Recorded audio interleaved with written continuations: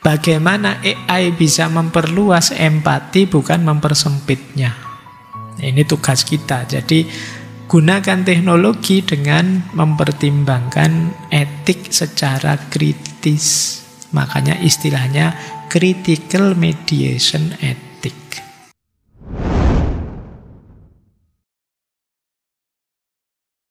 Bismillah, mari kita lanjutkan lagi ngaji filsafat kita, belajar kita di setiap Rabu malam Kamis. Semoga kita diberi oleh Allah kekuatan untuk istiqomah, untuk tidak bosan-bosannya belajar. Biasanya tantangan paling berat itu muncul ketika kita dituntut untuk istiqomah. Kalau di awal-awal semangatnya luar biasa, tapi di tengah-tengah perjalanan ini biasanya malesnya mulai muncul, ogahnya mulai muncul, beratnya mulai muncul. Saatnya kita mulai menaklukkan diri kita sendiri untuk istiqomah. Ini sebenarnya pertama-tama nasihat untuk saya juga. Karena ya tantangan beratnya mengistiqomahi itu adalah situasi di sekitar kita yang banyak mempengaruhi mood kita, sehingga kadang naik, kadang turun. Kalian sih enak tinggal datang mendengarkan. Saya yang harus mikir, nyari materi di tengah macam-macam pertanyaan, di tengah. Makanya saya ini harus minta maaf juga, mungkin banyak teman-teman yang ngirim WA ke saya tapi lupa terjawab. Monggo diulang saja kalau penting, kalau tidak penting tidak apa-apa, tidak diulang. Jadi karena ketumpuk-tumpuk sementara urusannya macam-macam. Bukan karena saya sangat sibuk apa gimana, karena memang ya saya buka WA-nya berkala, kolo-kolo, tidak selalu tak cermati, saya amati. Makanya mohon maaf kalau ada teman-teman yang merasa ngirim saya WA entah tentang apapun yang belum terjawab.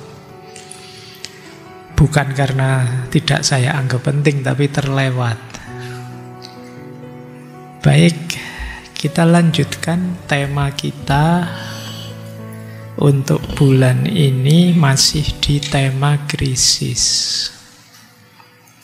Kalau 2 minggu sebelumnya krisis ke dalam yang ada di dalam diri, sisa tema 3 itu untuk krisis di luar diri kita. Tentu saja akan sangat mempengaruhi dalam diri. Kalau istilah filsafat Jawa, 2 minggu kemarin itu tentang bagaimana kita bisa eling, sadar diri.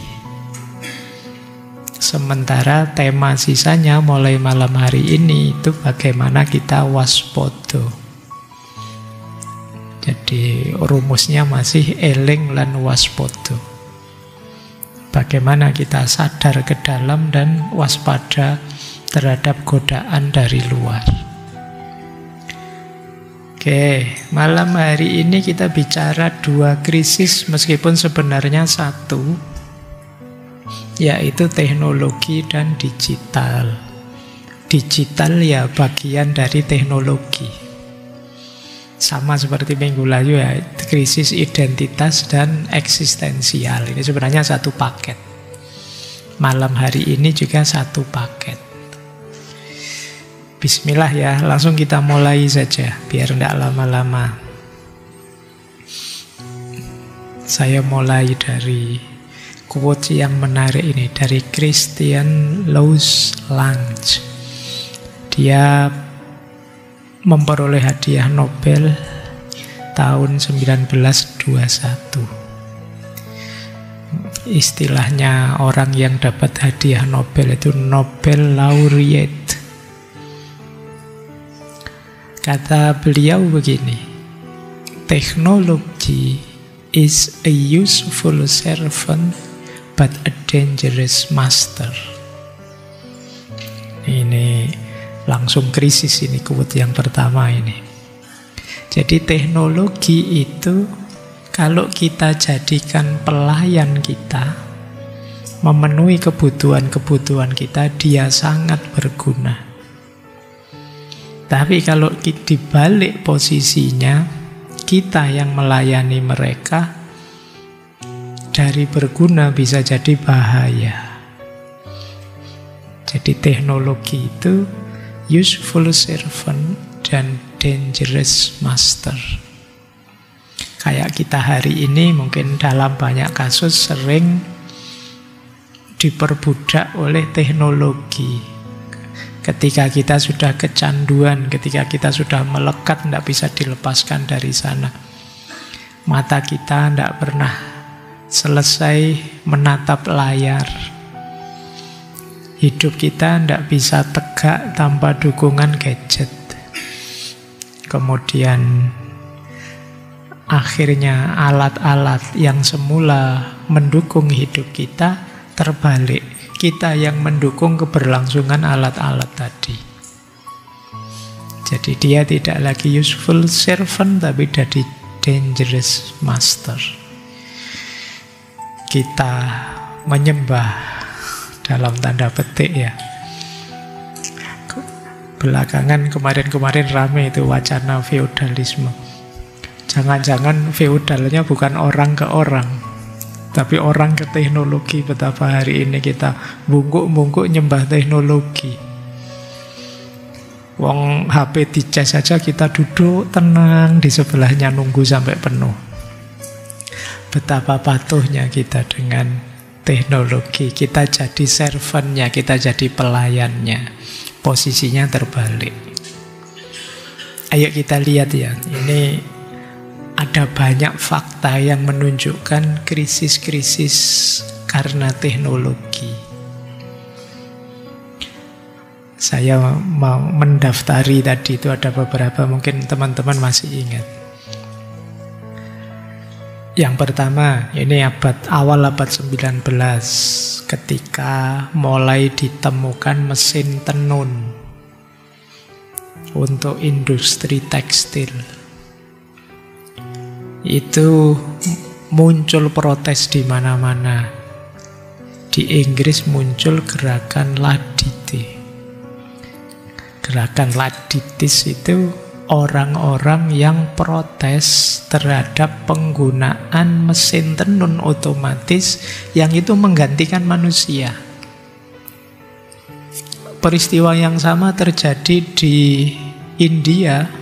Mahatma Gandhi yang kemudian lebih memilih sudahlah pakai mesin tenun manual saja. Tapi di Inggris tidak bisa begitu. Terus muncul banyak demo. Demo kalau masif ya berhadapan dengan militer pada akhirnya. Terus banyak yang ditangkap, banyak yang dihukum gantung.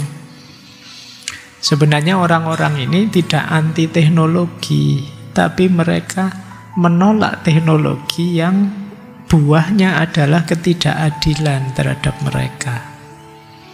Nah, ini krisis ya. Jadi, masa tenaga manusia manual terus, nanti tidak efektif. Orang bisnis, orang usaha pinginnya efektif. Modal sekecil-kecilnya, untung sebesar-besarnya. Akhirnya banyak pegawai di PHK, diganti mesin. Manusianya terus protes. Ini yang saya sebut contoh krisis. Teknologi yang semula diharapkan membantu, mengefektifkan hidupnya manusia, ternyata ada efek sampingnya. Yang efek sampingnya itu justru menyerang manusianya sendiri. Contoh lagi, bom atom nuklir. Bom atom yang dijatuhkan di Hiroshima, Nagasaki. Korbannya ratusan ribu. Itu kan sebenarnya buah karya teknologi, kecanggihan sains dan teknologinya manusia yang merambah ke sana. Tapi kemudian manusianya jadi takut sendiri. Kok sedahsyat itu efeknya? Nah, ini juga teknologi. Kalau teman-teman nonton filmnya Oppenheimer itu ya, semoga nontonnya tidak cuma drama Korea. Bukan tidak boleh, tapi ya yang begini-begini juga harus ditonton. Biar kalian tahu bagaimana teknologi tidak hanya melibatkan kecanggihan, tapi juga kegelisahan-kegelisahan eksistensial manusia. Sudah ditemukan capek-capek, kemudian sekarang ayo bikin perjanjian untuk tidak digunakan. Nah, kenapa? Ada krisis dari teknologi. Belum lagi krisis ekologi. Wah, ini ramai sekali dibahas di mana-mana sekarang. Limbah-limbah, polusi-polusi menghancurkan banyak entitas ekosistem di sekitar kita. Terkenal sekali dulu buku tahun 62 yang nulis Rachel Carson. Judulnya Silent Spring. Kalian cari buku itu ya, ini buku yang dampaknya besar.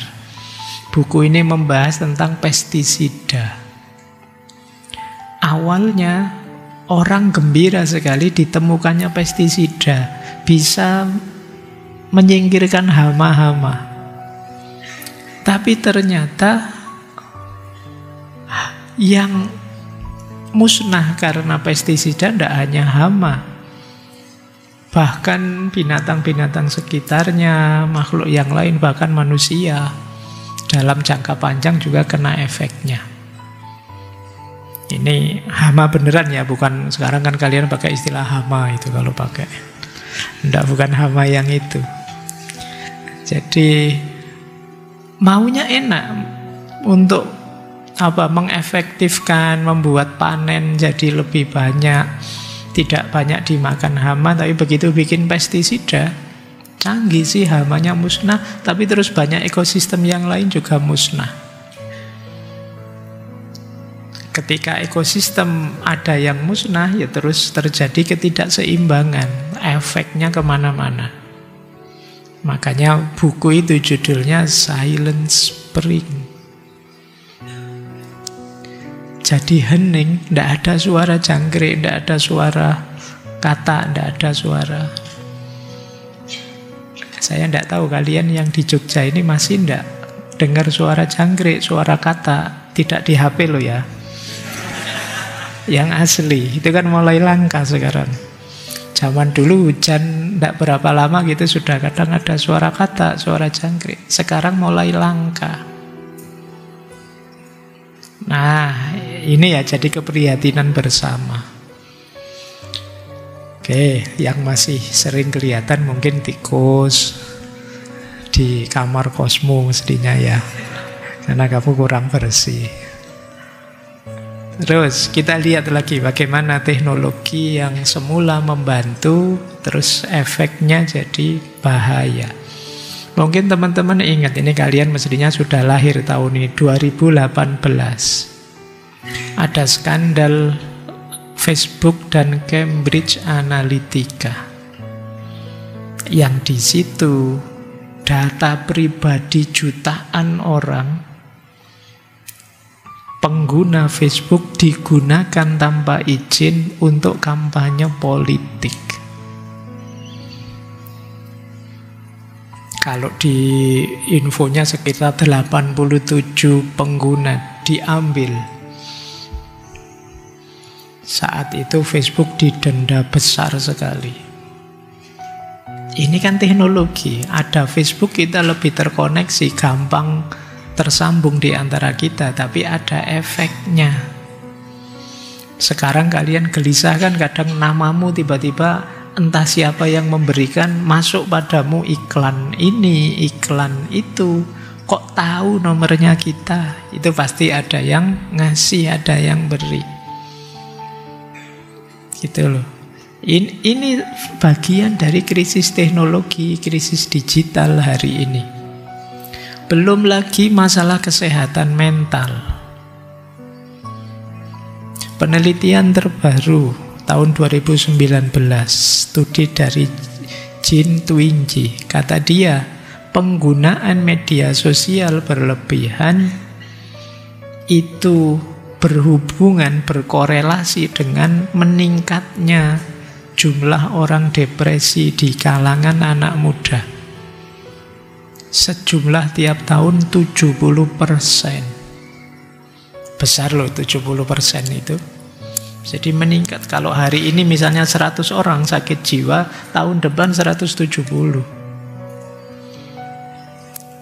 Bayangkan itu, nambah tahun. Kalau ini 2019 tadi, berarti 6 tahun yang lalu. Jangan-jangan sudah di antara kalian banyak sudah yang sebenarnya sedang gangguan jiwa. Makanya sejak tadi tidak ada apa-apa kok banyak yang senyum-senyum gitu. Jangan-jangan masalah itu. Sementara kalian kan malu kalau mau periksa ke dokter jiwa apa psikolog, khawatir dianggap gila. Padahal mungkin sekali-sekali penting ya kita screening, ngecek saya ini masih waras apa enggak ya. Khawatirnya ternyata beneran, enggak usahlah nanti jadi begitu kalian. Tapi ya kalau enggak begitu ya enggak sembuh kita. Dan ini sebagian besar karena kecanduan media sosial.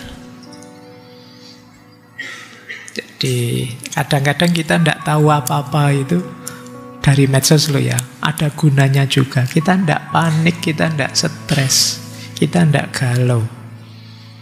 Begitu buka medsos, wah langsung darah tinggi naik, kita langsung wah itu.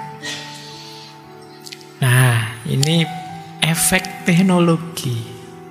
Apalagi hari ini revolusi AI, krisis identitas.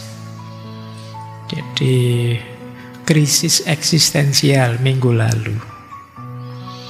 Fungsi kita banyak digantikan oleh teknologi sekarang. Kalian yang mahasiswa sekarang senyum-senyum saja. Bikin skripsi bukan sesuatu yang susah. Tugas makalah santai saja. Yang pusing dosennya sekarang. Ngasih tugas apa ya? Kalian tinggal tanya ChatGPT. Langsung diberi apapun yang kalian mau. Nah ini revolusi besar-besaran. Efeknya apa? Loh, mesinnya tambah canggih, manusianya tambah drop, tambah merosot. Jadi sekarang kan kalian sering mengeluhkan, wah dasar SDM rendah. Tidak apa-apa, HP-nya kelas tinggi. Jadi SDM-nya rendah, kalau pinter literasi digitalnya, kalian otomatis terupgrade. Hari ini kalian bisa ngobrol, bisa tanya apa saja, mencari apa saja lewat AI. Nah, wong itu fasilitas, kenapa tidak digunakan? Oke, baik, yo nanti ini kalian hubungkan dengan krisis minggu lalu ya, krisis identitas, krisis eksistensial. Itu kalau diperdalam lagi, ada krisis kebenaran sekarang. Kalian pelan-pelan mulai tidak percaya apa-apa lagi. Begitu ada berita, sumbernya dari mana, medsos aja ya, tidak terlalu percaya. Pasti itu fake. Kalau tidak fake ya framing pasti. Lama-lama kita semua tidak akan percaya dengan berita. Krisis kebenaran. Wong sekarang ada gambar orangnya ngomong ada suaranya. Tapi sekarang alah paling AI. Kan sekarang begitu. Mendeteksinya susah. Dulu sebelum AI booming seperti sekarang, kalau ada berita kan tidak ada gambarnya mesti hoax, tidak ada videonya hoax. Sekarang gambarnya ada, videonya ada, kita juga ragu-ragu. Jangan-jangan AI. Lama-lama kita tidak akan percaya apa saja. Ini mesti kebenaran buatan. Ini bukan aslinya. Ini krisis. Buah dari teknologi. Apalagi ini berhubungan dengan ekologi ya. Jadi ada sekarang itu sampah digital. itu menggunung di mana-mana. Tahun 2023 dunia ini menghasilkan tidak kurang dari 57 juta ton limbah elektronik per tahun. Yang itu hanya 20%-nya saja yang didaur ulang. HP-HP lamamu yang menurutmu sudah out of date, kabel-kabel charger yang sudah kamu buang, itu kan numpuk di mana-mana. Sampah digital. Belum lagi konsumsi dayanya. Pusat datanya AI tertentu itu butuh listrik sejumlah satu negara. Bayangkan. Ya, ini yang saya maksud tadi. Ini krisis teknologi, krisis digital.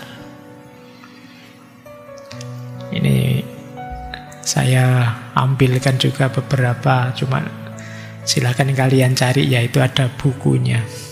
Misalnya, temuan manusia yang manapun itu senantiasa ada mengiringi krisisnya. Ivan Illich di buku Energy and Equity, dia bilang, mobil menjanjikan kebebasan tapi menciptakan ketergantungan baru. Jadi, mobil teknologi, adanya mobil kita dimudahkan. Mobilitas kita semakin dahsyat, tapi sekaligus kita jadi tergantung. Jadi ini efeknya teknologi yang paling berat kan ketergantungan. Kita tidak bisa apa-apa tanpa itu. Kalian tidak membayangkan ya dulu misalnya perang antara Portugis dan Mataram. Itu kan ya perjalanan ke sana itu mestinya loh, kalau pasukan yang darat ya jalan kaki, paling pakai kuda. Pakai kuda paling sebagian jalan kaki. Dan itu bisa ditempuh mungkin berhari-hari, berbulan-bulan. Sekarang kalian ndak lewat tol aja kan ndak betah. Mindset kita berubah, cara pandang kita berubah. Kita ingin apa-apa lebih cepat. Neil Postman, Amusing Ourselves to Death, tahun 85 bukunya. Dia bilang begini, televisi mengajarkan kita untuk mengabaikan dunia nyata. Televisi temuan teknologi, tapi efeknya apa ya? Dunia nyata jadi tidak menarik. Termasuk apa? Stasiun-stasiun televisi itu kan berlomba-lomba untuk memancing kita menonton dia. Maka kadang-kadang dibuatlah sensasi-sensasi, dicarilah berita-berita yang sekiranya menarik. Bad news is good news. Kita cari berita yang jelek-jelek. Nah, membuat kita lupa dengan kenyataan. Misalnya berita tentang ngaji kita ini, mungkin materinya apa, istiqomahnya tidak akan jadi berita. Tapi ada berita kalau tiba-tiba saya kepleset ngomong apa gitu. Jadi dari sekian ratus episode ngaji, hanya dipotong 1-2 detik ketika saya kepleset ngomong apa. Dan itulah berita. Jadi boleh kalian kiaskan dengan yang mana saja. Algoritmanya seperti itu. Maka kata Neil Postman, televisi mengajarkan kita untuk mengabaikan fakta, justru mengabaikan dunia nyata. Karena berita itu selalu tentang yang negatif, maka pelan-pelan mindset kita terbentuk untuk menganggap dunia ini tidak baik-baik saja secara umum. Efeknya apa? Terus kita menganggap hidup ini berat. Efeknya apa? Terus kita tidak pernah bersyukur. Efeknya lagi apa? Kita sukar tersenyum. Ternyata luas loh efeknya. Jadi jangan dikira teknologi itu tidak berhubungan dengan manusia. Sangat relate. termasuk dengan krisis-krisis yang dibawanya. Makanya kata Hans Jonas dalam buku The Imperative of Responsibility, kata dia, kemampuan kita mencipta melampaui kebijaksanaan kita untuk menggunakannya. Kita sudah memproduksi AI dulu, baru kebingungan gimana ya nanti efeknya untuk pendidikan, gimana efeknya untuk publikasi, gimana nih. Bingungnya di belakang. Ketika menciptakan itu tidak mikir nanti efeknya apa. Membuat bom atom dulu, senjata nuklir dulu, baru kita bingung gimana ini ngaturnya biar tidak dipakai sembarangan. Jadi kebijaksanaan kita selalu terlambat belakangan. Lebih cepat kreativitas kita. Ini yang sering jadi masalah. Apalagi hari ini, Sherry Turkle, Alone Together. Kata dia, kita hari ini semakin terhubung tapi semakin kesepian. Coba perhatikan di medsos-medsos itu, ramenya luar biasa. Tapi kalau dilihat kenyataan aslinya, heningnya luar biasa dunia. Yang satu pegang HP di sudut sana, satu pegang HP di sudut sini, hening. Tapi rame di dunia medsos. Adanya media sosial, itu kan harusnya kita tambah terhubung, tambah nyambung. Harusnya tambah rame. Tapi kebalikannya yang kita rasakan. Kita tambah kesepian. Kita pelan-pelan mulai tidak percaya orang. Ya temenmu ada sih, tapi sekarang obrolannya mungkin sekedar cari cuan, mungkin sekedar ingin menarik perhatian, bahkan fotonya pun difilter sekian puluh kali. Jadi kamu ragu-ragu ini memang wajahnya sekarang begini atau sudah berubah, kita sudah tidak percaya lagi. Makanya nanti pada akhirnya terjadi krisis kebenaran. Orang mulai tidak percaya lagi dengan fakta, dengan kenyataan, karena kita terlalu banyak menampilkan citra-citra saja, bukan hal yang sebenarnya. Baik, jadi sampai di sini semoga mulai tergambar ya. Apa yang dimaksud krisis teknologi dan krisis digital. Dunia itulah yang menyerbu kita hari ini. Kita lanjutkan. Ada satu mitos yang menarik dari Yunani tentang seorang dewa Yunani namanya Prometheus. Ini biasanya dipakai untuk menjelaskan teknologi dan dampak negatifnya. Prometheus itu seorang titan. Ini yang wibu mesti akrab ya dengan istilah titan. Ayo. Jadi makhluk setengah dewa, tapi dia ini pro manusia. Namanya menarik, Prometheus. Prometheus itu artinya dia yang berpikir ke depan. Nah, dia ini melihat dewa-dewa dengan segala kemampuannya. Sebaliknya dia juga melihat manusia yang banyak kesulitan dalam hidupnya. Maka dia ingin membantu manusia. Nah, dalam mitos ini diceritakan pimpinannya dewa-dewa namanya Zeus. Itu kan di antara senjatanya dia petir. Bisa kemudian menguasai api. Sementara di dunia manusia, di mitos itu saat itu manusia tidak kenal api. Pengetahuannya masih rendah, keterampilannya sangat terbatas. Prometheus yang kasihan dengan manusia terus mencuri api dari para dewa, terus diberikan pada manusia. Jadi bayangkan ya, kalau hidup ini tidak ada api, itu ada banyak kemajuan yang terhalang. Jadi api dibawa pada manusia. Nah, api itu simbol pengetahuan, simbol teknologi, simbol peradaban. Nah, karena perbuatannya mencuri, Prometheus ini membuat Zeus murka. Kalian kenal Zeus ya? Ya, yang senyum-senyum apal aku. Ya. Yang biasa main slot itu kenal Zeus pasti. Ya. Oke. Nah, Prometheus yang mencuri apinya dewa-dewa membuat Zeus murka. Terus dia dihukum.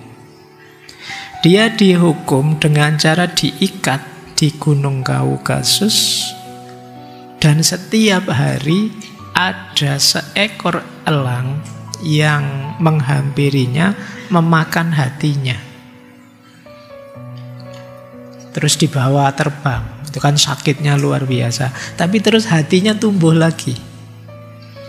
Besok elangnya datang lagi. Ini simbol penderitaan abadi. Kita sering ketemu narasi seperti ini ya. Kalau di cerita-cerita neraka itu kan sering ada cerita begitu. Nanti kalau kamu jarang sholat, kamu akan mukul kepalamu sendiri sampai pecah. Untuk balik lagi, terus dipukul lagi, balik lagi. Narasi-narasi seperti ini sebenarnya menggambarkan penderitaan yang memang sangat sakit dan rasanya tidak ada akhirnya.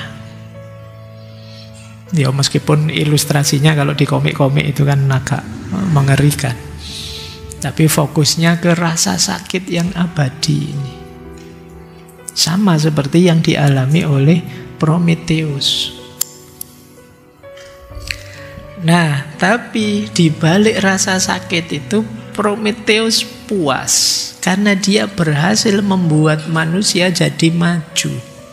Membuat manusia bisa menguasai alam, menguasai hidupnya.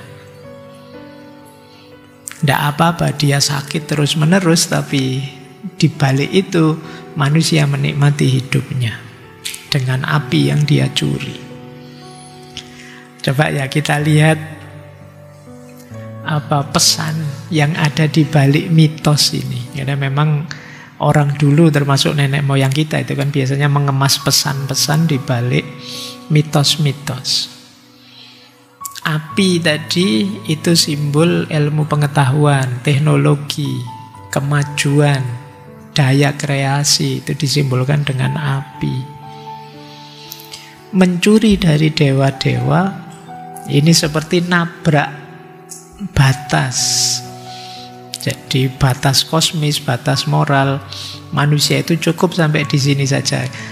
Batas itu melambangkan ya kalau manusia berhenti di batas ya dia tidak maju. Kalau dia pasif saja, menerima saja ya dia tidak akan progres. Maka dia harus berani nabrak batas. Jangan pasif saja. Meskipun ada konsekuensinya. Jadi ya seperti tadi loh, ada krisisnya. Kita dapat kemudahan dari adanya mobil, adanya gadget, adanya medsos. Tapi ya nanti ada sakitnya. Jadi itu otomatis sudah. Dan tambah kita kreatif, tambah ketemu efek sakit lagi, tambah ketemu efek sakit lagi. Tapi kan kita harus kreatif terus, berarti ya kita akan ketemu banyak sakit selanjutnya. Tapi tidak apa-apa kalau tidak begitu, ya kita tidak maju, kita tidak progres. Ya kayak kalimatnya iklan itu, kalau tidak kotor ya tidak belajar. Efeknya memang kotor, tapi kan belajar. Kalau tidak sakit ya kita tidak maju. Kalau kita tenggelam di zona nyaman kita saja, ya kita tidak progres nanti. Ya enak sih hidupnya santai, tapi ya kita tidak ada perkembangan. Itulah seperti kita dipatok oleh elang tadi, terus menerus, besok dipatok lagi, tapi tidak apa-apa. Asalkan di balik itu manusianya gembira. Kenapa? Tambah maju peradabannya. Nah, Prometheus ini dalam cerita ini adalah simbol dari akal budinya manusia, visi berpikir ke depan. Gimana caranya? Tambah maju. Baik, ini menariknya mitos ya. Jadi di balik itu selalu ada makna-makna. Mungkin makna dari saya ini akan beda dengan makna dari yang lain, atau kalian punya maknamu sendiri, silakan. Ini mitos Prometheus ini memang sering dipakai untuk menggambarkan perkembangan peradaban teknologinya manusia yang tambah maju, yang kadang-kadang membawa efek penderitaan tertentu yang harus siap kita tanggung. Oke, kita lanjutkan. Nah, sekarang kita belajar teori-teorinya ya. Baru kita sekarang bicara definisi, yang tadi masih pengantar. Apa sih krisis teknologi itu? Krisis teknologi itu suatu situasi ketika kemajuan teknologi yang harusnya membuat manusia maju, tetapi justru mengancam martabat kemanusiaan, meruntuhkan nilai-nilai moral, menimbulkan kerusakan sosial dan ekologis, menggeser orientasi hidup, jadi lebih pragmatis, hanya berpikir ekonomi, hanya ingin mengkonsumsi, ini menggeser gaya hidup karena teknologi. Nah, ini efek tadi seperti penderitaan yang dirasakan oleh Prometheus. Itulah krisisnya. Tapi teknologinya ya memang kemajuan, dia membuat kualitas hidup kita lebih meningkat. Tapi di balik itu ada efeknya. Loh, tugas kita mencermati efek ini. Jadi, biar tidak defisit, tidak rugi. Jangan sampai kita maju selangkah tapi pada akhirnya mundur 10 langkah. Ya bener sih, misalnya perangkat tata tulisnya sudah laptop, sudah gadget, tapi kok moralnya jatuh. Orang sudah semuanya tidak jujur, orang nyari enaknya sendiri, saling memanipulasi. Yaitu kita mungkin maju selangkah tapi mundur 10 langkah pada akhirnya. Ini yang harus kita waspadai, kita jaga.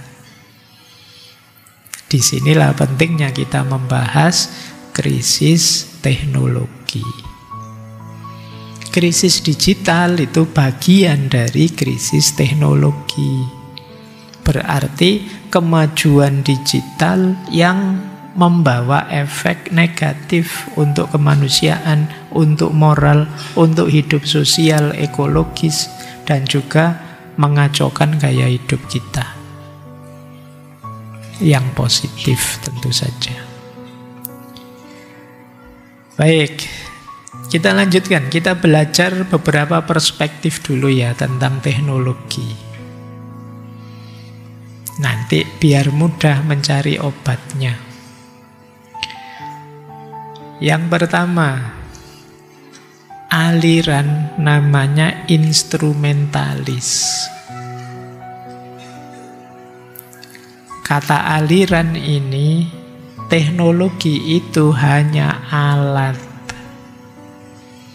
Dia tidak mengandung nilai. Jadi teknologi itu tidak baik juga tidak buruk. Yang menentukan baik buruknya itu manusianya. Oke ya. Jadi ini pandangan seperti ini namanya instrumentalis. Teknologi itu netral, dalam dirinya tidak ada nilai. Manusia adalah aktor yang menggunakan teknologi, yang bebas mengendalikannya. Manusia yang nanti menentukan ini jatuhnya jadi baik atau jadi buruk. Pandangan seperti ini namanya instrumentalis. Tokohnya misalnya ini modernis awal, Francis Bacon, René Descartes. Kemudian yang lebih belakangan ada Karl Popper, ada Mario Bunge. Jadi produknya manusia yang manapun itu sebenarnya netral saja sih, dia alat kita. Dia tidak baik dan tidak buruk. Gadget itu, HP itu tidak baik dan tidak buruk. Yang membuat dia baik atau buruk manusianya. Kalau kalian setuju pandangan ini, kalian instrumentalis. Oke, saya tidak tahu.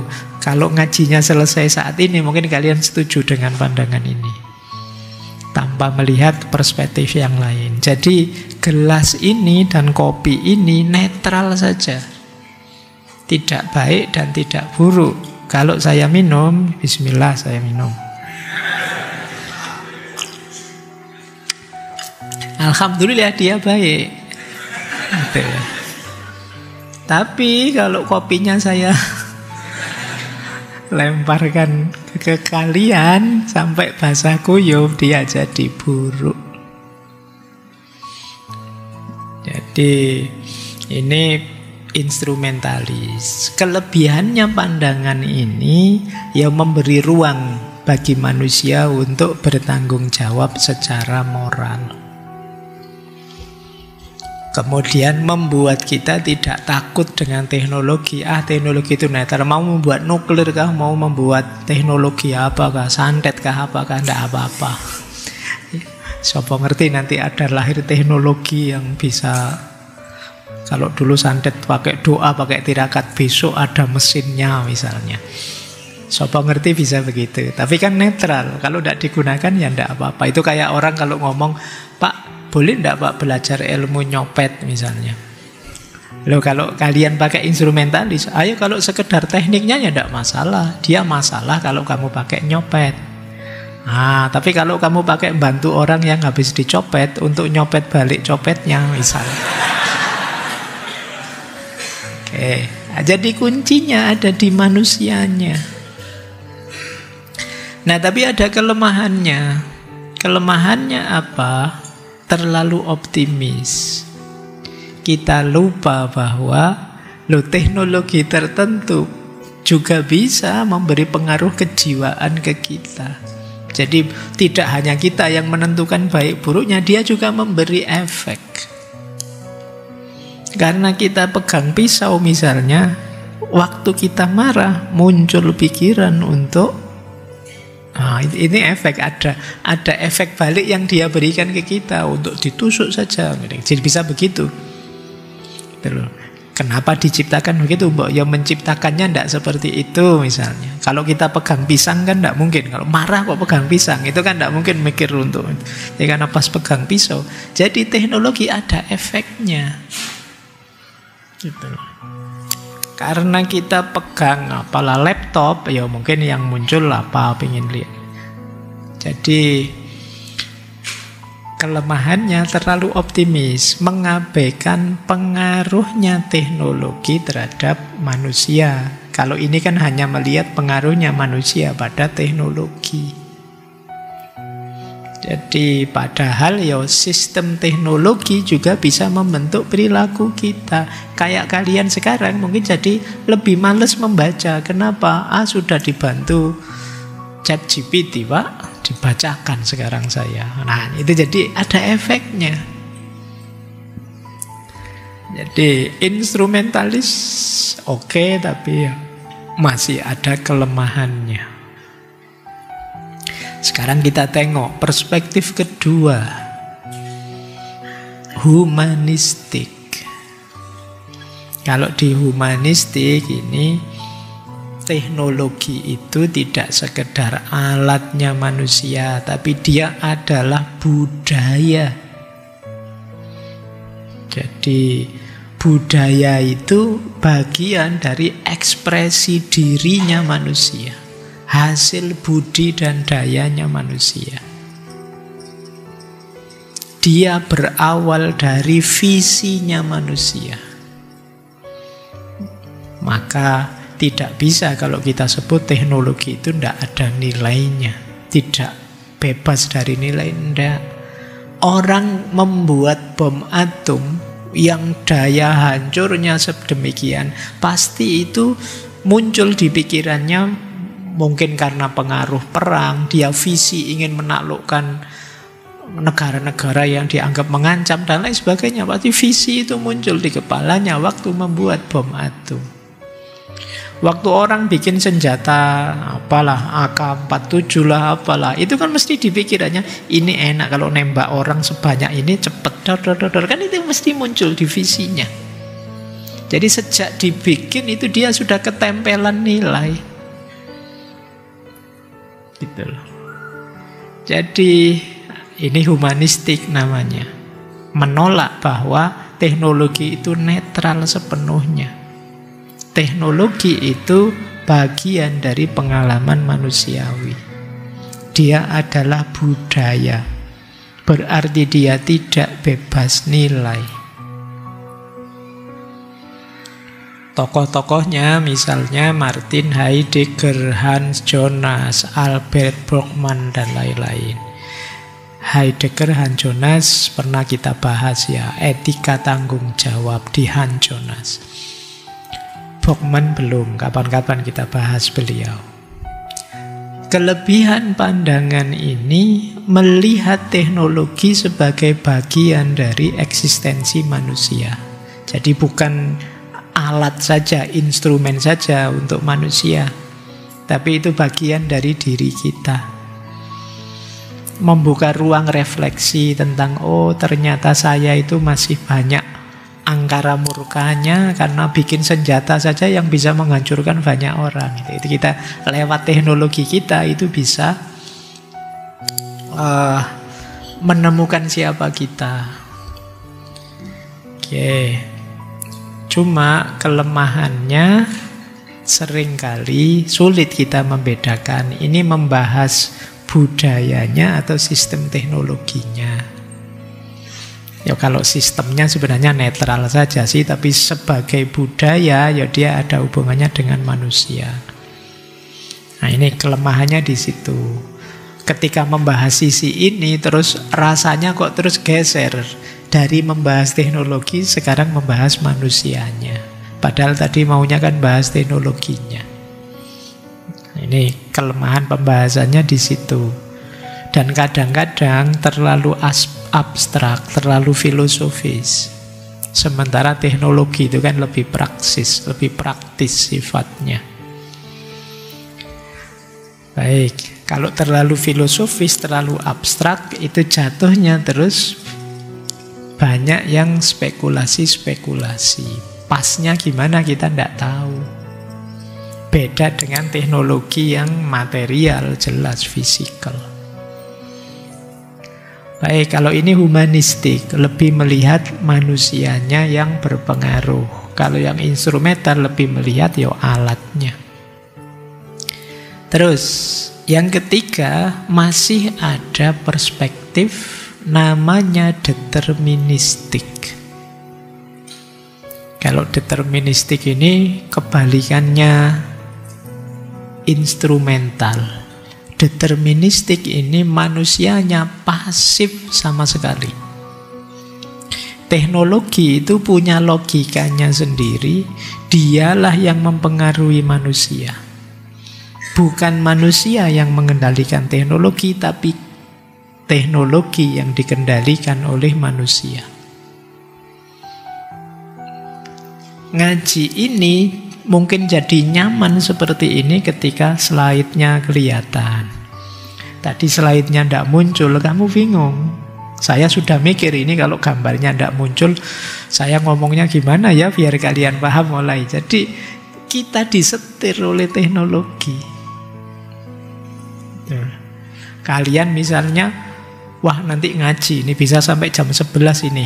HP tinggal 20 ini. Wah, kamu mulai kan itu, mulai mikir sekarang di mode pesawat saja deh. Sekarang kamu ngatur, kamu disetir oleh teknologi sekarang. Bukan kamu yang mengendalikan teknologi. Ya, jadi teknologi dengan algoritmanya, dengan logikanya sendiri, arahnya sendiri, membuat kita justru harus menyesuaikan diri dengan teknologi. Kata Marcel McLuhan, ini juga pernah kita bahas beliau, boleh dicari di sesi beberapa bulan kemarin. Kata beliau, kita ini membuat alat yang kemudian terbalik, alatnya yang membuat kita, alatnya yang membentuk kita, mempengaruhi kita. Ayo, alat digital bisa, mungkin alat-alat yang sederhana juga bisa. Kita menyesuaikan diri dengan alat tadi. Mungkin sekedar mikrofon ini, itu kan semula orang ingin mudah mikrofonnya dibikin begini. Nah, sekarang kita yang menyesuaikan kalau dia sudah jadi. Saya ngomongnya jaraknya berapa, ini diangkat sampai mana, volumenya berapa, saya yang menyesuaikan. Jadi saya tidak bisa suka-suka saya sambil berbaring, tidak bisa. Saya harus dekat karena suara saya pelan. Nah, ini perspektif deterministik. Jadi teknologi itu perkembangannya otonom. Kita yang harus menyesuaikan dengan teknologi. Ini deterministik namanya. Tokoh-tokohnya ada Jacques Ellul, ada Marcel McLuhan, ada Langdon Winner. Ini hanya Marcel McLuhan yang pernah kita bahas, dua yang lain belum. Kapan-kapan kita bahas mereka. Kelebihannya apa? Ya, menyadarkan kita bahwa teknologi pun pengaruhnya besar. Dan menyadarkan kita terhadap dampaknya. Hati-hati loh. Teknologi yang kamu pegang bisa mempengaruhi psikologimu. Tidak hanya kamu yang mengendalikan. Kapan itu saya lihat video ada anak-anak muda, mungkin masih SMA itu, naik motor bawa senjata besar-besar panjang gitu ya. Loh, ketika dia membawa senjata sebesar itu jangan dikira dia yang mengendalikan senjata itu. Pikirannya akan terpengaruh bahwa wah, saya hebat luar biasa, siapa yang berani nantang saya tak sikat sudah baik. Itu efeknya senjata. Bayangkan dengan kalian yang pegang pulpen, itu kan beda. Sini pegang celurit, sini pegang pulpen. Itu efeknya ke dirimu juga beda. Ini pandangan deterministik. Kalian pegang HP terbaru saja dengan HP jadul, itu mungkin gayamu beda. Mungkin kalau pegang HP jadul, kamu WA-an sambil sembunyi-sembunyi di bawah gitu. Kalau HP yang versi terbaru, kamu gayanya wah, dipamer-pamerkan. Dia mengefek, membentuk dirimu secara tidak sadar. Kalau HP jadul kamu belikan casing yang tebel-tebel, tiap bulan pokoknya ganti casing biar tidak ketahuan orang. Tapi yang satu, apa dikasih casing ditunjukkan aslinya. Kadang-kadang HP-nya merek apa, kamu kasih casing iPhone. Gambar Apple tapi casingnya saja isinya gitu. Kepribadian kita berubah. Ini perspektif deterministik. Jadi ada kalanya kita mempengaruhi teknologi, ada kalanya teknologi mempengaruhi kita. Ini perspektif yang berbeda. Yang satu namanya instrumentalis, yang satu namanya deterministik. Kita lanjutkan. Masih ada lagi satu perspektif tentang teknologi, yaitu perspektif kritis. Kalau ini lebih dalam, tidak sekedar pengaruh mempengaruhi. Ini mungkin melanjutkan humanisme tadi, bahwa teknologi itu memang tidak bebas nilai. Di baliknya ada nilai-nilai ideologis yang tidak kita sadari. Ada kapitalisme mungkin, ada kontrol sosial mungkin. Dan tugas filsafat untuk membongkar ini. Kata Marcuse, dulu kita pernah membahas beliau yang bukunya judulnya One Dimensional Man. Kata beliau, teknologi modern itu bukan hanya alat produksi, tapi juga alat dominasi. Jadi ketika kita menggunakan teknologi, kadang-kadang kita tidak sadar saat itu kita sedang didominasi. Saat itu kita sedang dihegemoni. Ada kuasa yang bekerja atas diri kita. Kayak tadi loh, misalnya kita ingin selalu HP yang terbaru. Itu ya kamu sedang disetir oleh para produsen. Tiap ada HP baru dimunculkan iklan seolah-olah kamu butuh ini sekarang. Kamu perlu ini sekarang. Nah, ini contoh, ada kuasa yang bekerja. Jadi ada kontrol yang bekerja, ada dominasi yang bekerja. Ciri-cirinya perspektif kritis itu ini dipengaruhi banyak oleh mazhab Frankfurt. Jadi teknologi ini seringkali memperkuat status quo, kemudian mengalienasi diri kita. Itu cirinya sudah. Kita semakin sulit memahami diri kita, kita semakin asing dengan hidup kita, dan status quo semakin kuat. Makanya kan kadang yang punya kuasa akan menentukan program ini silakan jalan, aplikasi ini tidak masalah, tapi kalau aplikasi yang itu blokir saja, kalau yang ini jangan, ini menguntungkan, yang ini. Yang bisa begitu siapa? Yang punya kekuasaan. Teknologi ini bisalah kita sebarkan di tempat kita, tapi teknologi yang itu jangan. Yang bisa itu siapa? Kekuasaan. Siaran yang ini tampilkan saja. Siaran yang kayak gitu ndak usah. Yang bisa kayak gitu siapa? Yang punya stasiun. Pasti yang atasnya. Jadi ini yang dimaksud pendekatan kritis. Kata pendekatan ini jangan hanya dilihat canggihnya, tapi perhatikan juga bagaimana kekuasaan bermain di baliknya yang tidak kamu sadari. Oke ya, ini perspektif kritis namanya. Tokoh-tokohnya ada Marcuse, ada Habermas, ada Andrew Weinberg. Teori ini kelebihannya mengungkapkan bahwa jangan dikira urusan teknologi itu hanya berhubungan dengan canggih tidak canggih, mudah tidak mudah. Di situ ada politik, ada ekonomi, ada ideologi ikut bermain. Dan dengan perspektif kritis ini kita bisa masuk secara kritis. Biar kita tidak didominasi, biar kita tidak dihegemoni oleh kekuasaan yang sedang bekerja di balik teknologi. Contohnya kekuasaan yang bekerja itu kan kayak kemarin kalian misalnya ingin memboikot produk ini, produk itu, tapi kamu tidak berdaya sendiri. Kenapa? Kamu sudah dibuat ketergantungan dengan produk-produk tadi. Terus kamu cari-cari alasan, enggak apa-apa Pak kalau yang ini, yang itu saja. Entah alasan apa, tapi sebenarnya itu menunjukkan kamu tidak bisa lepas dari produk tadi. Sederhananya kan itu. Mau sekedar merek sabun kah, sekedar merek pasta gigi kah, kamu sulit lepas. Kenapa? Ya karena sejak awal ada kuasa yang bekerja, kamu diarahkan ke sana.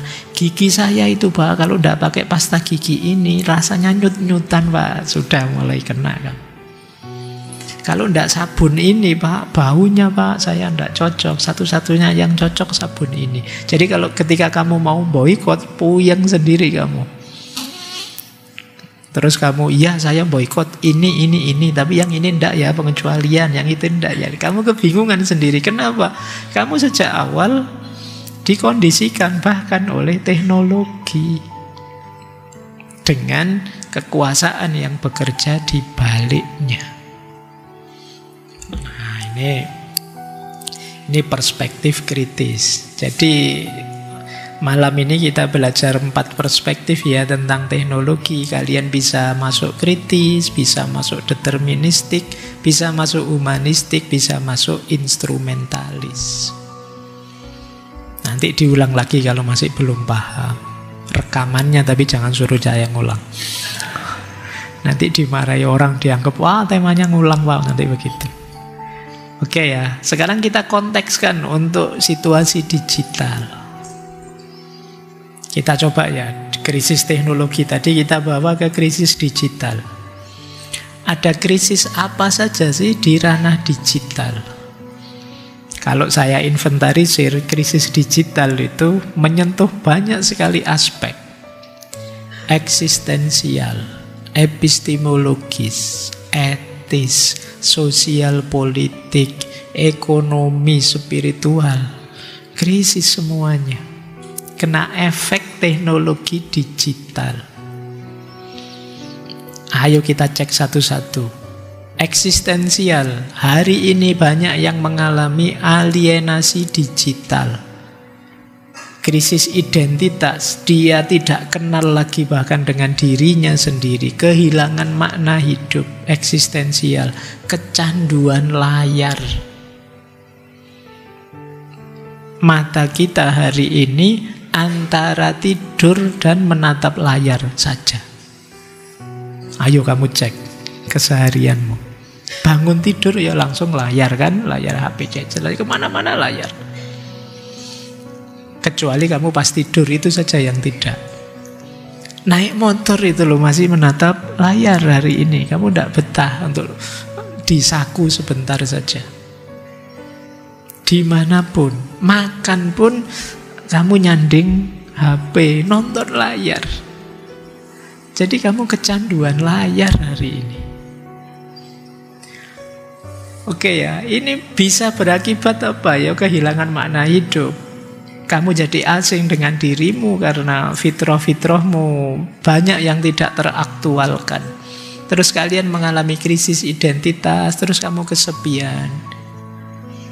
Masa Pak hidup cuma gini-gini aja ya? Ya salahmu dewe. Sejak kemarin kamu gitu-gitu aja, sekarang kok mengeluh hidup gini-gini aja. Ada banyak hal yang bisa kamu lakukan, tapi kamu hanya milih itu-itu saja. Terus kamu mengeluh sendiri, tidak puas sendiri dengan dirimu. Efek apa? Ini yang disebut krisis digital. Epistemologis, tadi saya sebut, itu bisa membawa kita jadi tidak percaya pada kebenaran. Tiap hari dikasih hoax, situasi post-truth, disinformasi.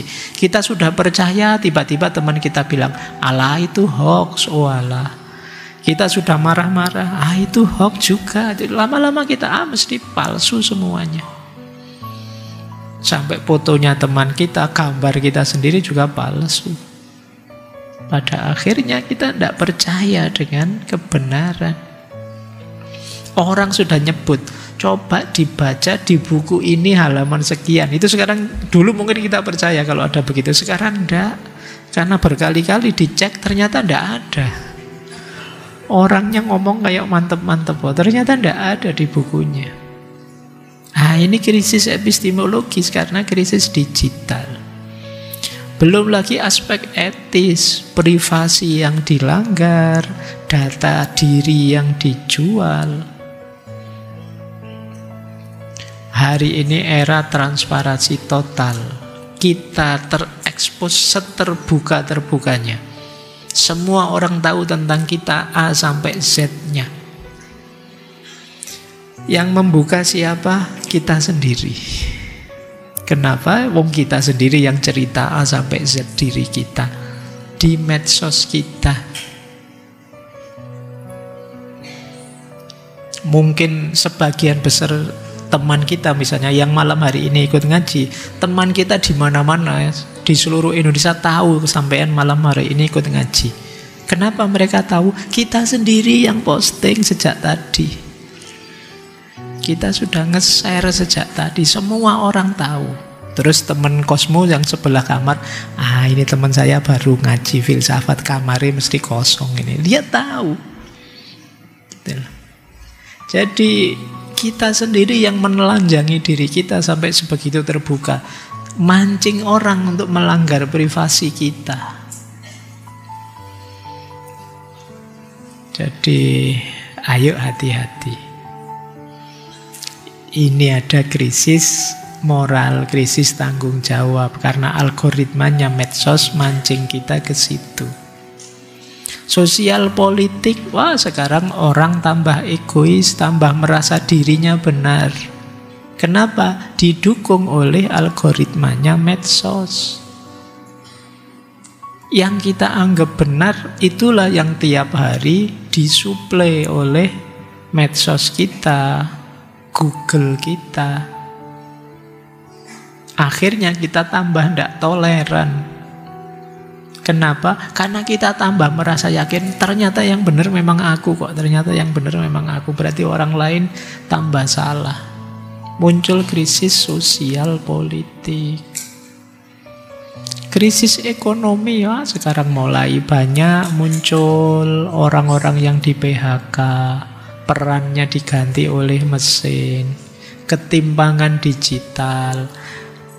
Ada yang followernya begitu banyaknya, tiap bulan bisa miliaran. Kalian pontang-panting posting yang like cuma 1-2 gitu kan. Mungkin kamu gelisah kok timbang sekali ya. Ini kegelisahanmu seputar itu. Jadi padahal kalian mati-matian bikin konten, tapi kok ndak ada yang jempoli satupun. Ada yang komen 1 itu pun jelek. Wah sudah nasibmu.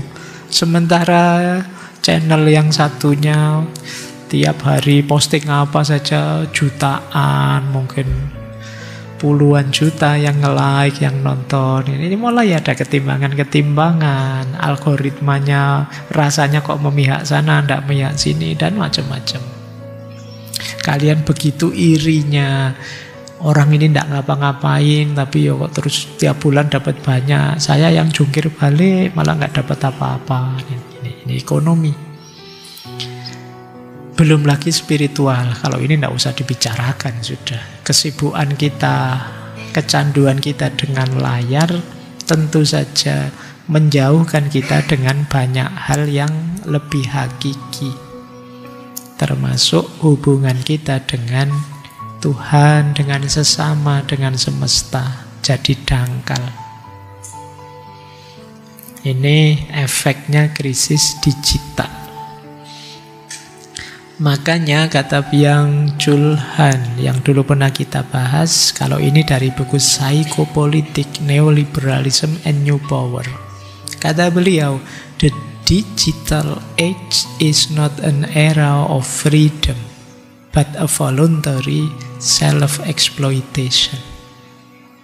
Era digital itu bukan era kebebasan, tapi era perbudakan sukarela.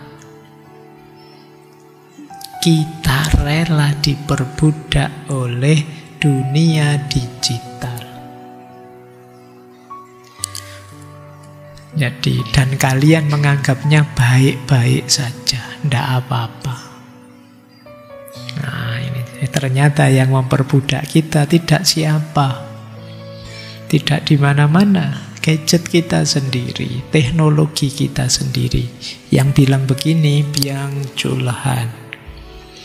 Jadi era digital yang kita bangga-banggakan itu ternyata memulai era baru perbudakan. Bedanya saat ini kita sukarela, kita senang diperbudak. Baik. Nah ini kalau pakai perspektif 4 tadi ya. Pak, situasi krisis digital yang separah itu, kalau secara instrumentalis, kalau bagi orang instrumentalis, tenang saja kita masih bisa mengendalikannya. Digital itu kan alat, jadi tergantung kita. Medsos itu terserah kita. Dia bisa jadi media dakwah atau media fitnah. Kuncinya di kita, tidak di medsosnya. AI itu juga terserah kita kok. Dia bisa jadi alat untuk efisiensi kerja atau justru mengancam eksistensi kita. Dia bisa memudahkan menyusun skripsi untuk mahasiswa atau meruntuhkan mahasiswa dengan kita minta dia membuatkan skripsi, tidak membantu. Nah, ini tergantung kita. Ini kalau instrumentalis. Kalau humanistik, ayo kita cari maknanya untuk kemanusiaan. Jadi, apakah itu dunia digital, apakah itu AI, apakah itu krisis digital, itu hakikatnya berhubungan dengan pemaknaan kita, cara pandang kita terhadap dunia. Nah, mari kita temukan maknanya. Kalau kita menemukan maknanya yang positif, maka dia akan menjelma jadi positif. Tapi kalau pemaknaan kita negatif, ya hasilnya akan negatif. Ini kalau pakai humanistik. Kalau pakai deterministik, maka mereka akan bilang hari ini kita sudah sepenuhnya dikendalikan oleh dunia digital. Ini yang deterministik. Karena algoritma medsos itu sudah menentukan cara kita berpikir, selera kita, opini kita, dan lain sebagainya. AI itu memberi keputusan untuk kita. Dia nggak ngasih penjelasan, ngasih jawaban saja yang kadang-kadang bisa relevan, bisa tidak. Kita sekarang menjadi masyarakat yang tergantung teknologi. Kita sekarang tidak mandiri. Nah, ini deterministik. Kalau kritis, dia akan bilang kita harus mengendalikannya secara etis dan politis.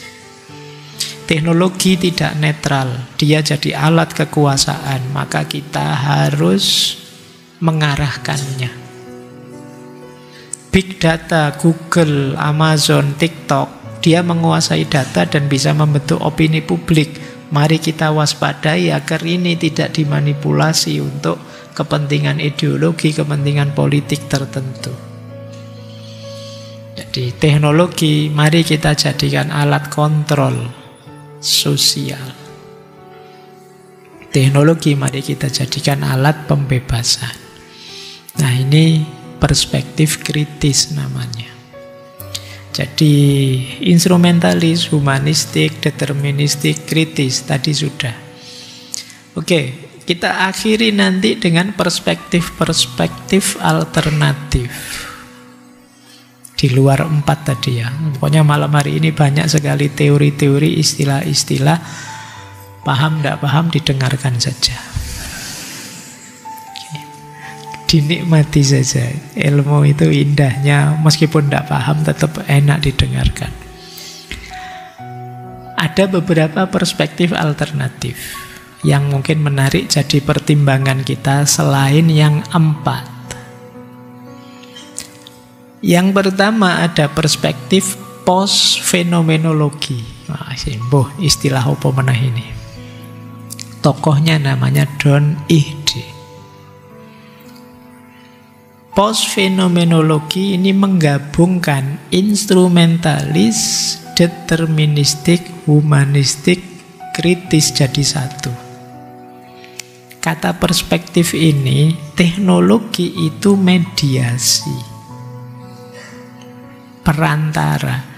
Dia membentuk manusia sekaligus manusia dibentuk olehnya. Jadi membacanya kata perspektif ini jangan setengah-setengah deh.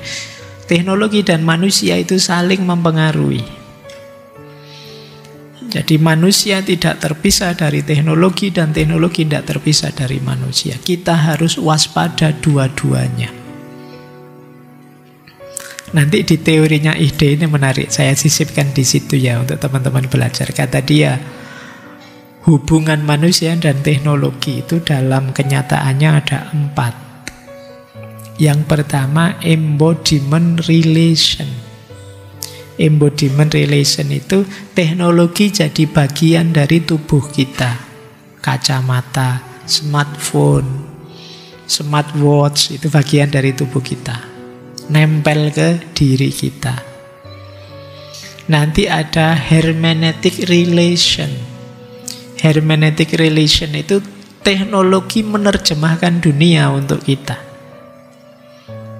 Jadi dia membantu untuk memahami lebih jauh. Alat-alat terjemah yang sekarang itu bisa pakai HP, kita ngobrol dengan siapa saja langsung dia bisa menerjemahkan. Alat-alat visual, CCTV dan lain sebagainya itu hermeneutic relation. Jadi masih berhubungan dengan kita, tapi dia membantu kita meskipun tidak harus nempel dengan kita. Nanti ada alterity relation. Alterity relation itu teknologi jadi yang lain dari kita. ChatGPT, AI itu teknologi berhubungan dengan kita sih, tapi dia seolah jadi orang lain, melengkapi kita. Nanti ada background relation. Teknologi yang bekerja membentuk lingkungan hidup kita, meskipun dia di background saja, tapi dia penting. Kayak listrik itu kan penting.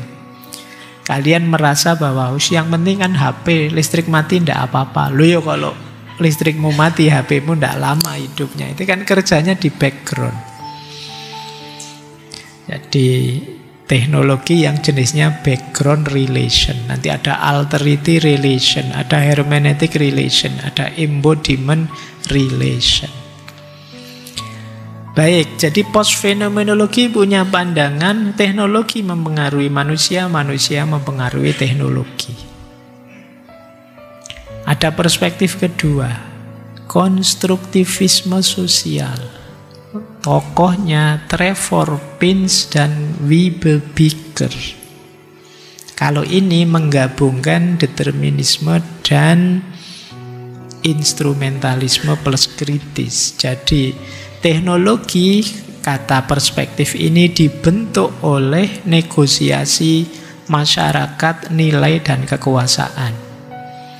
Tapi setelah terbentuk, ya teknologi membentuk masyarakat.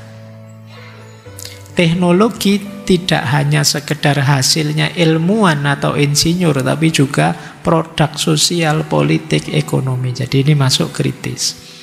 Konstruktivisme sosial itu mirip tadi fenomenologi. Cuma kalau di fenomenologi pengaruh ke manusianya, kalau ini pengaruh ke dunia sosialnya. Jadi teknologi itu buah sosial, politik, ekonomi, budaya yang nanti mempengaruhi sosial, politik, ekonomi, budaya. Kalau tadi kan manusia mempengaruhi, saling mempengaruhi. Kalau ini pengaruh dunia sosial, pengaruh masyarakat. Kalau masyarakatnya tidak mau, ya teknologinya tidak masuk. Kan ada masyarakat tertentu yang anti teknologi. Bukan berarti teknologinya tidak ada, cuma dia tidak mau pakai saja. Nah, berarti ini hubungannya dengan masyarakat. Kalau masyarakatnya mengizinkan, ya masuk. Tapi kalau tidak, ya tidak. Dan pada akhirnya kalau dia sudah masuk, berbalik dia yang akan membentuk masyarakat. Nanti ada perspektif ketiga, value sensitive design, Batya Friedman. Pokoknya teman-teman dengar istilah-istilah ini sudah alhamdulillah. Paham tidak paham ngerti, sudah pernah dengar kan, gitu aja, lumayan. Kalau ini sintetis antara humanistik, kritis, dan instrumentalis. Kalau ini punya pandangan begini. desain teknologi apapun itu value sensitif. Jadi dia pasti mengandung nilai. Apakah itu nilai kebebasan, nilai keadilan, nilai privasi. Pasti ada nilainya. Misalnya arsitek misalnya. Wah, ini arsitek ini tidak peka gender. Ini kan nilai. Kok bangunannya menyusahkan perempuan ini? Saya membayangkan ini lantai 5 tapi tidak ada liftnya. Lah nanti kalau penghuninya sedang hamil 9 bulan mau naik ke lantai 5 gimana? Bisa sampai atas melahirkan dia misalnya. Nah ini berarti apa? Dia tidak peka gender.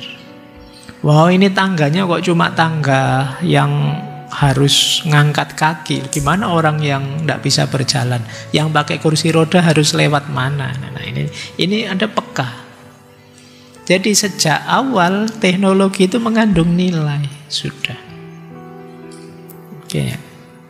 Karena itu sejak awal ketika orang merancang teknologi harus memperhatikan nilai-nilai. Wah, ini program ini bisa disalahgunakan anak-anak ini untuk buka pornografi. Nah, ini gimana caranya biar program ini tidak disalahgunakan ke sana? Mungkin sejak awal dirancang yang bisa login ke situ yang usia sekian tahun, yang dibuktikan dengan ID dan lain sebagainya. Ini namanya peka nilai. Wah, model baju seperti ini kelihatannya tidak cocok deh untuk kita yang budaya timur. Misalnya kalian desainer baju yang gimana, ayo deh diatur yang lebih sesuai. Ini namanya value sensitive design. Jadi proses mendesain teknologinya ya harus melibatkan semua pihak. Jadi silahkan dikembangkan tapi jangan mengabaikan nilai. Teknologi tidak bisa dilepaskan dari nilai. Terus masih ada lagi perspektif Peter Paul Verbeek. Kalau Verbeek dia punya teori critical mediation ethic. Kata dia begini, ayo cara berpikir kita diubah sedikit. Bukan manusia melawan teknologi, tapi bagaimana manusia hidup secara etis melalui teknologi. Jadi ini mirip di instrumentalisme, tapi lebih peka nilai. Kamera digital itu bisa kita pakai untuk membantu hal-hal yang positif, melakukan aktivitas positif, tapi juga bisa untuk hal yang negatif. Bisa jadi alat voyeurisme untuk ngintip, untuk mata-matai orang dan lain sebagainya. CCTV itu berguna untuk mengamati situasi, juga bisa berguna untuk memata-matai tetangga. Nah ini dialektikanya di situ. Bagaimana manusia bisa hidup secara etis lewat teknologi. Bagaimana AI bisa memperluas empati bukan mempersempitnya.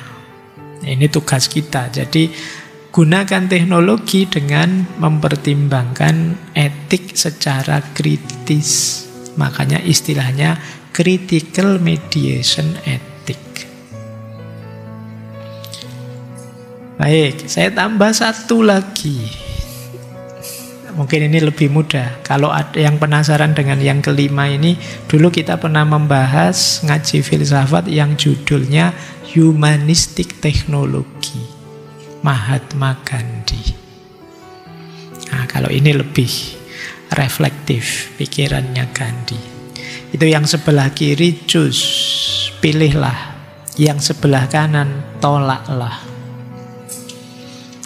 Menurut Gandhi, pilihlah yang pertama, teknologi yang tidak menyingkirkan nilai-nilai tradisional yang selama ini kita yakini sebagai dasar hidup.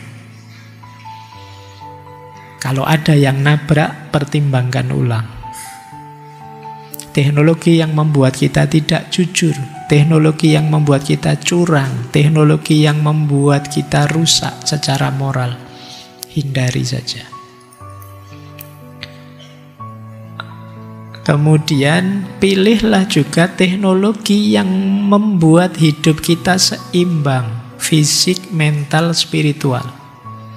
Kalau ada salah satu yang dikorbankan, ada yang salah dengan teknologi itu. Teknologi yang tidak sehat secara fisik ya jangan diambil. Membuat kita melekan terus, Pak, saya tidak tidur-tidur, itu problem kalau begitu. Atau membuat kita secara mental tidak sehat. Jadi ngamuan, jadi sensis, jadi baper, itu jangan. Atau secara spiritual tidak sehat, jadi lupa Tuhan, kehilangan akar spiritual kita. Kemudian pilihlah teknologi yang nyambung dengan nilai-nilai. Ada dialektika antara teknologi dan nilai. Kemudian perhatikan manfaatnya. Jangan milih teknologi yang manfaatnya hanya sesaat. Carilah yang durasi manfaatnya lebih panjang. Ini kalau pakai bahasa sederhana, jangan nyari teknologi yang hanya untuk senang-senang saja. Tidak ada kemanfaatan yang lebih dalam. Dan yang terakhir, pilihlah teknologi yang keuntungannya untuk semua orang. Jangan sampai yang menguntungkan orang tertentu saja, apalagi orang yang kaya saja atau yang punya jabatan saja. Kalau ada yang kayak gini, tidak beres teknologi ini. Jadi itu yang kiri ya, pilih yang itu. Tolaklah yang ini. Apa? Teknologi yang hanya diciptakan untuk menyenangkan atau untuk kepentingan kelompok tertentu saja, yang bisa saja mengorbankan kepentingan orang lain dan menjadi bencana bagi orang lain. Itu kalau di Gandhi kan dicontohkan tadi loh, yang tentang mesin tenun. Jadi alat tenun yang menggunakan teknologi baru atau menggunakan tenaga manusia. Itu kalau memang mau diganti, ya harus difikirkan nasibnya orang-orang yang kemarin menjadi yang mengolah alat tenun, yang muter alat tenun. Kadang-kadang kita itu menghadirkan teknologinya, tidak memikirkan manusianya. Kalau ada yang seperti ini, tunda dulu deh, kata Gandhi. Kemudian jangan milih teknologi yang membuat manusia justru tidak produktif.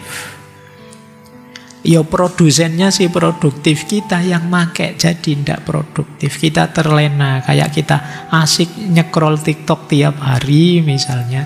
Ini kita sih yang membuat teknologi tadi jadi refuse, ditolak saja.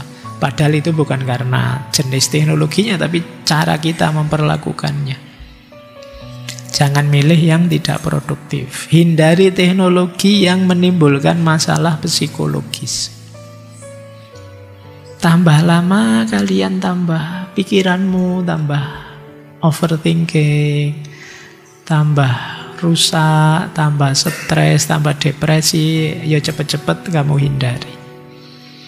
Hindari teknologi yang menuntunmu dalam kegelapan.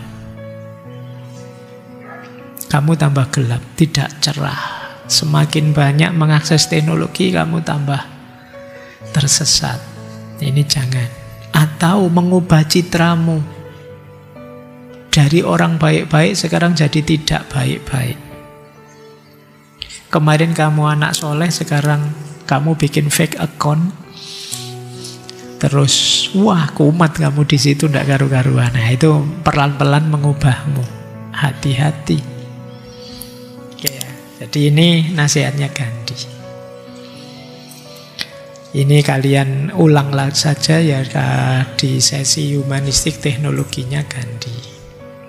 Ada quote yang menarik dari Sidney Harris, jurnalis dari Amerika. Kata beliau, "The real danger is not that computers will begin to think like men, but that men will begin to think like computers." bahaya yang sebenarnya bukanlah komputer yang mulai bisa berpikir seperti manusia, tapi manusia yang mulai berpikir seperti komputer. Bahayanya di mana manusia seperti komputer itu? Kaku, tidak luwes, tidak empatik, merasa sudah benar terus. Wong kita itu bukan komputer. Jadi kalau manusia sudah seperti komputer, ya dia sulit beradaptasi, merespon.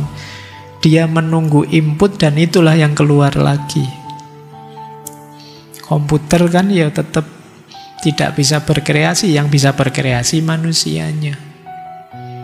Dia pasif saja menunggu diarahkan, disetir. Kalau sudah diberi data dia merasa ya itu yang paling benar, kan komputer begitu, tergantung input kita. Dan sekarang komputernya tambah canggih, tapi tambah canggihnya komputer yang dia tambah mirip manusia itu tidak bahaya. Yang lebih bahaya adalah ketika manusia tambah mirip komputer. Gaya ngomongnya sudah kayak komputer, guyonannya bahannya ya di komputer, apa-apa terus kaku, kamu tidak berkembang, tidak kreatif sama sekali. Peradaban manusia terancam. Baik, ini banyak sekali persakti malam hari ini ya. Saya akhiri di sini. Islamic perspective. Ini sebenarnya harusnya panjang, semoga nanti ada waktu lain kita bahas lebih detail perspektif Islam tentang pemanfaatan teknologi. Kalau menurut saya keywordnya ada 5. Yang pertama khilafah. Kesadaran kita bahwa Allah mengamanati kita di muka bumi ini sebagai manusia, antara lain diberi tugas untuk memakmurkan bumi, mengelolanya supaya tetap seimbang. Ini ja'ilum fil ardi khalifah. Ini kesadaran awalnya. Dan untuk menjalankan fungsi kekhalifahan ini, mau tidak mau, kita harus paham ilmu, paham sains, dan akan dimudahkan dengan teknologi. Maka prinsip pertama teknologi adalah prinsip khilafah. Alat untuk membantu kita memenuhi tugas-tugas dari Allah. Yang kedua, prinsip amanah. Tugas tadi kita jalankan sebaik mungkin, semaksimal yang kita mampu, tanpa nabrak nilai-nilai, norma-norma, dan aturan-aturan dari Allah. Ini namanya kita amanah. Ini kunci kedua. Jadi di kunci kedua ini kita bertemu dengan nilai-nilai yang jangan kita langgar. Kita harus amanah dengan pesan-pesannya Allah. Khilafah membuahkan tanggung jawab, amanah membuahkan komitmen. Kemudian mari memperhatikan maslahah, kemanfaatan.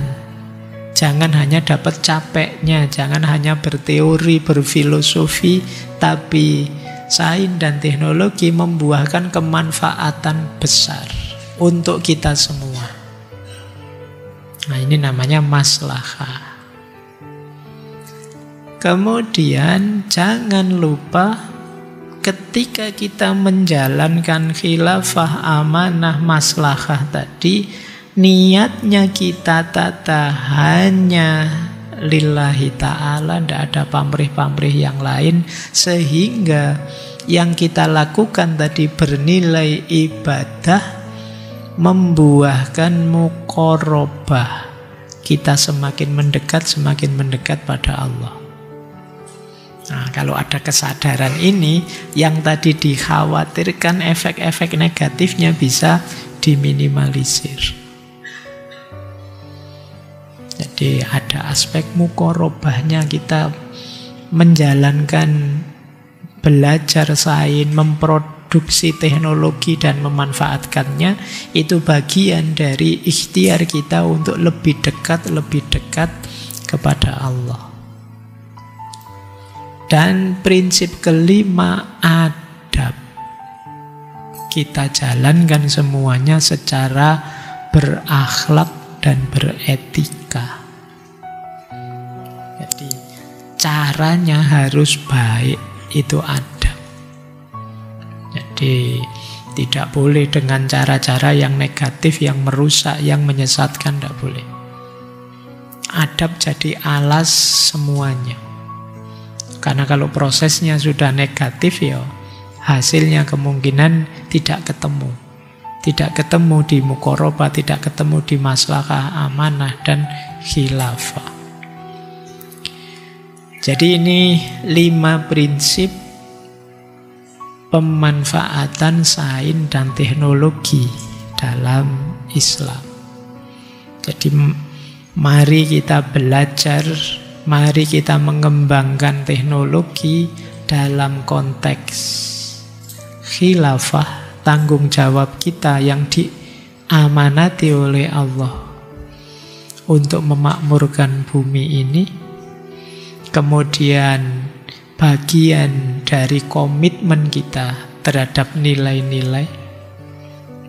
Kemudian kita arahkan untuk membuahkan kemanfaatan maslahat sebesar-besarnya.